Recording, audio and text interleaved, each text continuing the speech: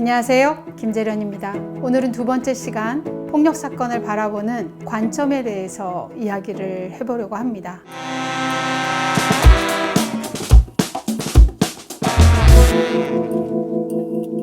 여러분은 폭력하면 무엇이 떠오르세요? 제가 강의하면서 폭력하면 무엇이 떠오르는지를 여쭤보면 때리는 거, 욕하는 거, 집어던지는 거, 이걸 공통점으로 가장 많이 얘기하시거든요. 근데 이 세 가지는 어떤 공통점이 있을까요? 때리는 행위, 욕을 하는 행위, 집어던지는 행위. 우리도 모르게 폭력하면 어떤 행위를 하는 것, 즉 행위자 관점에서 폭력을 이해하게 됩니다. 폭력하면 뭐가 떠오르세요? 라고 이야기했을 때 너무 무서워서 눈앞이 캄캄해지는 건요. 너무 겁이 나서 말문이 막혀버리는 건요.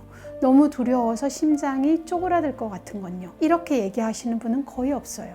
그런데 눈앞이 캄캄해지고 말문이 막히고 심장이 쪼그라드는 것, 이것은 공통점이 뭘까요? 피해자의 입장에서 느끼는 폭력입니다. 폭력을 어떤 관점에서 바라보는지에 따라서 우리가 행위자에게 공감을 하게 되느냐, 피해자에게 공감을 하게 되느냐가 달라지게 됩니다. 행위자 관점에서 폭력을 바라보면 어떻게 될까요? 예뻐서 그런 거야. 분위기 띄우려고 그런 거야. 너 잘 되라고 그런 거야. 그러니 용서해줘.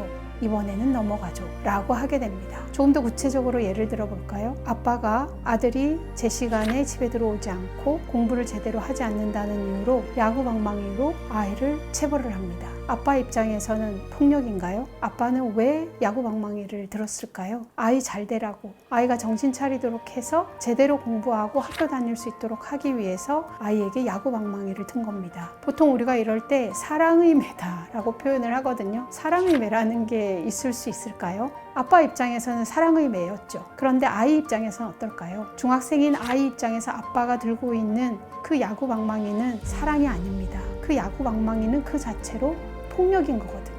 이게 바로 폭력을 바라보는 관점의 차이인 겁니다. 우리가 행위자 관점에서 폭력을 바라보게 되면, 야, 어떻게 그걸 가지고 아빠를 신고할 수 있어? 아빠가 너 잘 되라고 때린 건데 라고 얘기를 하게 됩니다. 노래방에서 회식을 하는데 부장이 야한 성적 농담을 합니다. 그리고 노래방에서 같이 브루스 추자며 여직원들에게 춤을 제안합니다. 다음날 여직원이 그 부분이 좀 불편했다고 다른 과장에게 이야기를 해요. 그랬더니 과장이래요. 너 어제 회식 자리에서 몰라? 그 분위기 몰라? 완전 썰렁했잖아. 그래서 부장님이 살신성인의 정신으로 분위기 띄우려고 그런 거야. 부장이 너를 예뻐하니까 너한테 브루스 추자고 한 거 아니야. 이게 뭐예요?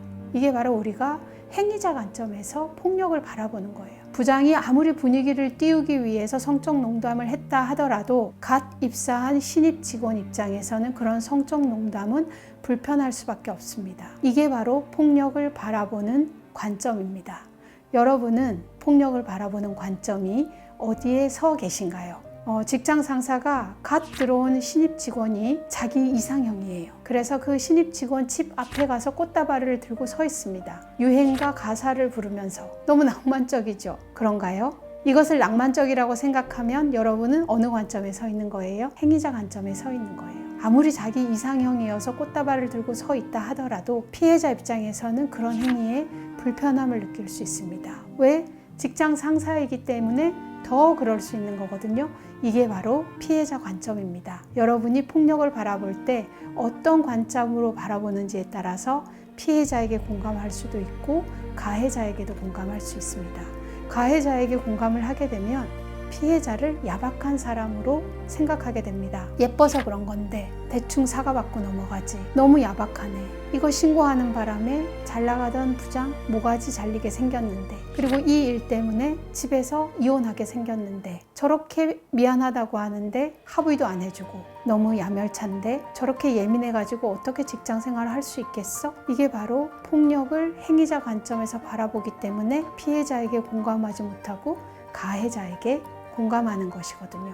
그러다 보니까 피해자를 비난하고 2차 피해가 발생하게 되고, 이런 상황으로 인해서 피해자는 결국 피해를 입은 사람임에도 불구하고 그 직장에서 더 이상 생활하지 못하고 일자리를 잃게 되는, 비자발적으로 회사를 그만두게 되는 일들이 반복되게 됩니다.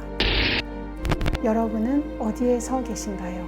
여러분이 폭력을 바라보는 관점 점검해 보시면 좋을 것 같습니다. 지켜보는 것에서 함께하는 것으로 김재련의 X-파일 다음 영상에서 뵙겠습니다. 감사합니다.